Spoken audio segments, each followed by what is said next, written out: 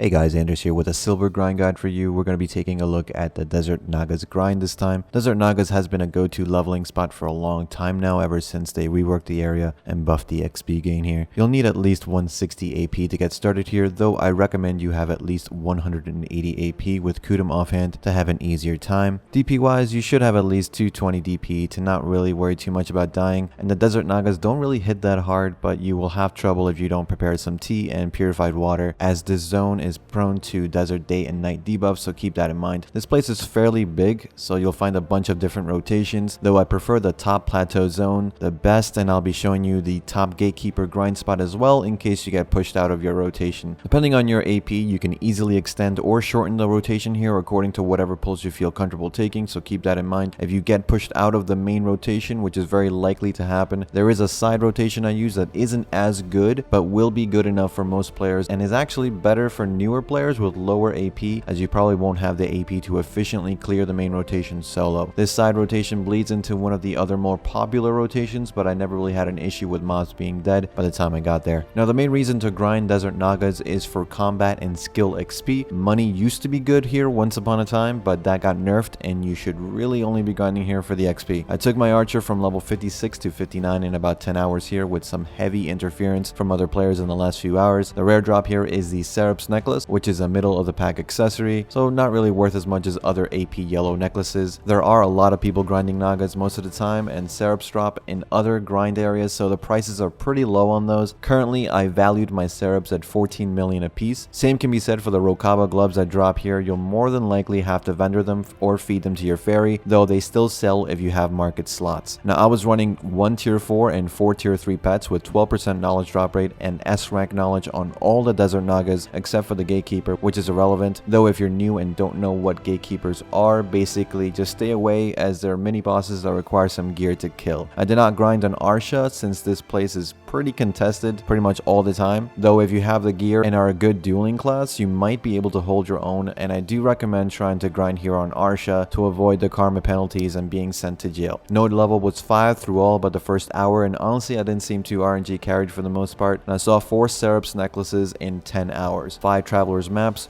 20 scrolls, 4 Kafras, 162 Blackstone armor, and 173 Blackstone weapon. Average was around 27 million silver per hour with a Camisel blessing, so expect less without. Now, 27 million per hour with a Camisel is pretty bad, but you're usually grinding here for the XP and not for the silver. Now, you'll want to invest in the Desert Naga Temple if you want to level the spot for drops, and you can use the Sand Grain Bazaar for repairs and replenishing your potions. Easier if you have a tent, but the town isn't too far away, which is nice. And that's all I got for you guys. Let me know what you thought about this video in the comments down below. I'll be doing more underrated and newer grind zone guide videos in the future, so stay tuned for that. Heading to Dragon for the 59 to 60 archer grind to change things up a little bit.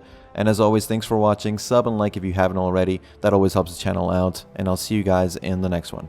Take care.